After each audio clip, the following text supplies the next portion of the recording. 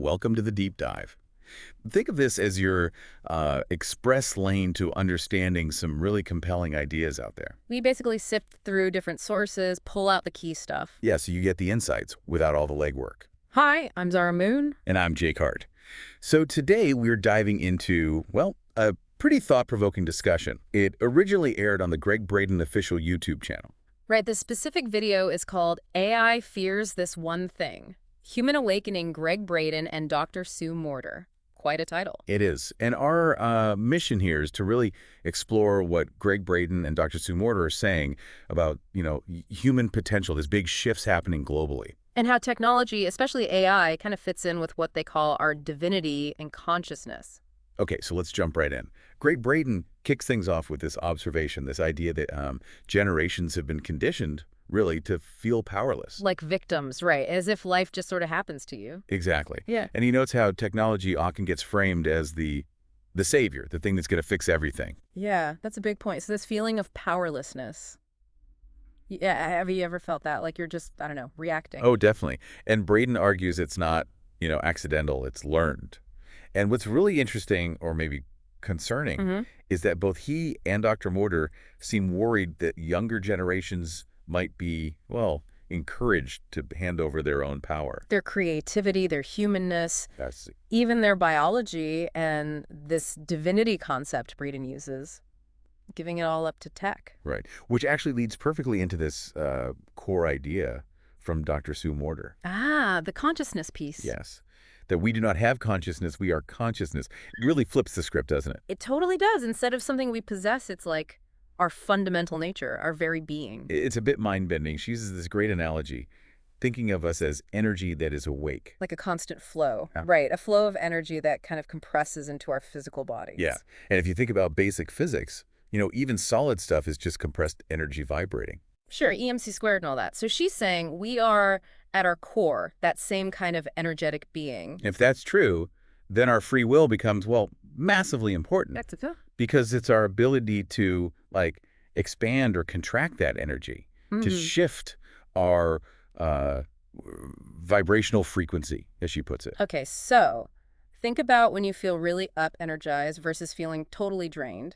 That's kind of a shift in your energetic state. That seems to be the idea, yeah. A tangible shift. So if we are this energy, what does that mean for us? What's the potential? Well, Dr. Morter suggests we're sort of waking up to this, realizing we can actually direct our stokas, our intention. And to manifest things, to create in the material world. Pretty much. She describes this as being made of conscious creativity, like pure awareness itself, an unlimited reality. It makes being human feel less like a noun and more like a verb. Humaning. I like that. It feels active. Yeah. And, it does connect to some Eastern ideas, like the concept of Brahma, the creator stepping into creation, not just watching from afar. Right. So Morter's suggesting we have that innate creative spark, and we're being called to actually use it, to participate in shaping things. Which feels incredibly relevant right now with everything going on. Doesn't it?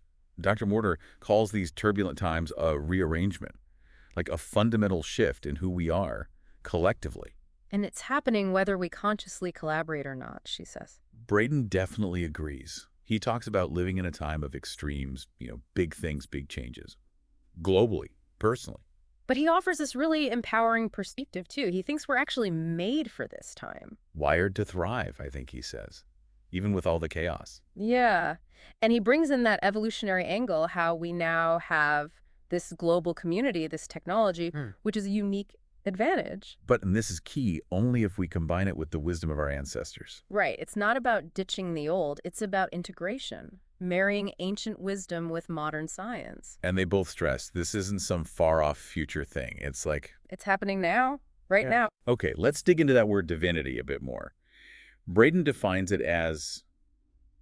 what was it? The ability to transcend perceived human limitations. Right. And he knows that word divinity can bring up stuff for people because of religion. Yeah, lots of baggage potentially, so he's careful. He makes it clear this isn't about specific dogma. It's about our inherent potential, those limits we think we have. About our bodies, our relationships, how the world works. Yeah, exactly. Maybe those limits aren't as fixed as we've been led to believe. And that ties back to the conditioning, right? Believing we're powerless victims. And the danger Braden sees is that we might, without realizing it, just hand over that capacity, our divinity, to technology. Thinking the answers are out there in the tech when they're actually inside us. Makes sense. So how does creativity fit in? For Braden, creativity, imagination, passion, intuition, it all flows directly from that divinity. It's a natural expression of it. Exactly. And crucially, it's not something you have to, achieve. He argues it's part of our biology. It's already there. So what's blocking it then? Well, he suggests it's the layers of, lies, false beliefs, misinformation we pick up. Get rid of those. And the inherent divinity shines through. That's the idea. Dr. Morter also touches on why we might not see our own divinity. Okay, like what? Social conditioning, obviously, believing false narratives, but she also raises this interesting question about technology maybe even impacting our biology. Our DNA, she mentioned that. Like, it's a link. Yeah, potentially affecting that link to our inherent divinity. But again, her point echoes Braden's. It's not about getting divinity, it's about revealing it. Exactly. Removing the illusions that hide it. This connects really well to her idea of greater love. Ah, yes, the universal solvent. That's a powerful image. It is. She describes it not just as, an emotion, but as a tangible quality of energy, something you can actually experience. And she ties this greater love directly to embodying our divine essence, operating at that higher frequency. The key being, we need to perceive it within us first, not try to get it from outside. Right, like tuning a radio, the signal's already broadcasting, you just need to tune in. I like that. So she reframes problems, challenges. Not as roadblocks, but as opportunities. Yeah. Opportunities to bring that higher frequency energy, that love, into the situation. And it reminds me of some indigenous wisdom. Yeah. The caution against putting your power outside yourself. Whether that's in technology or even external gods or figures, she's saying, we are the spirit. We are the high-frequency energy. It links to philosophical ideas, too, like Sri Aurobindo's involution and embodiment, expressing our essence through our physical form. And from that view, healing isn't something you get. It's just the natural result of letting that energy flow freely. So the danger is getting stuck. Stuck in old patterns, past hurts, beliefs that block the flow. Precisely. But the flip side is that conscious transformation is possible. We can intentionally shift things. And greater love is the key. It seems to be the catalyst, yeah. For embodying divinity, getting past division, guiding our thoughts and actions from, a higher place. Okay, shifting gears slightly.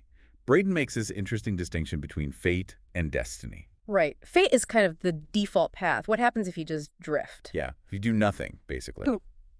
Destiny, though, is fulfilling your highest potential through conscious choices. Actively creating it. He frames the whole current world situation as this kind of ancient battle between good and evil. Heavy stuff. It is, but he says the way we win isn't by fighting externally, but by becoming the best versions of ourselves internally. Interesting. That ties back to creativity and intuition, too, doesn't it? Definitely. He tells this great anecdote about talking to Grammy-nominated musicians. Oh, yeah.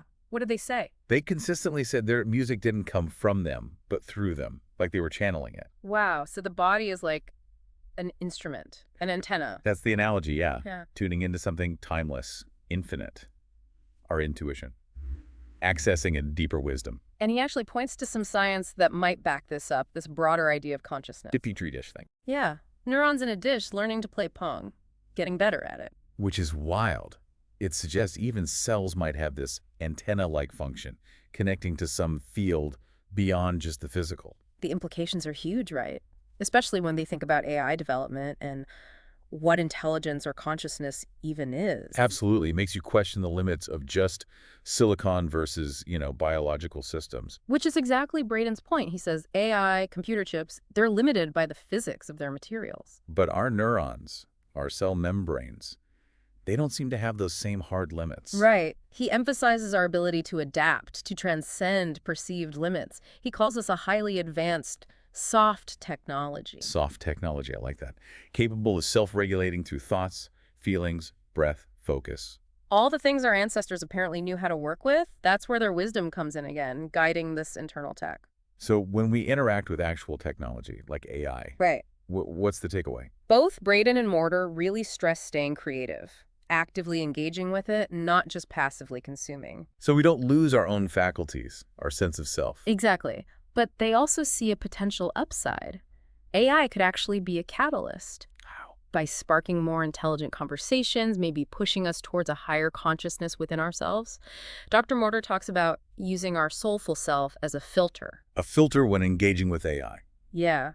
And she envisions AI potentially helping us understand ourselves as love, but on a higher intellectual frequency, engaging the high heart and high mind. So it's like tech mirrors what we already do. But we have the potential to do it better, with more depth and connection. Okay, so wrapping this up, the big message for everyone listening seems to be really tuning into that inherent potential, that divinity within. Yeah, recognizing and embracing that power, especially now with technology evolving so fast. So maybe a final thought to leave people with. Consider how you can consciously engage your own creativity, your intuition, starting today. Right. How might that shape not just your own life, but maybe contribute to that collective destiny we talked about? What's one small step, maybe right now, to tap into that deeper self? And hey, if this deep dive resonated with you, if you found it valuable, please do us a favor. Help us grow. Like this, subscribe to Mystic Podcast Cruise. It really helps get these conversations out there. It does. Thanks so much for joining us. We really appreciate you tuning in for this deep dive. Until next time.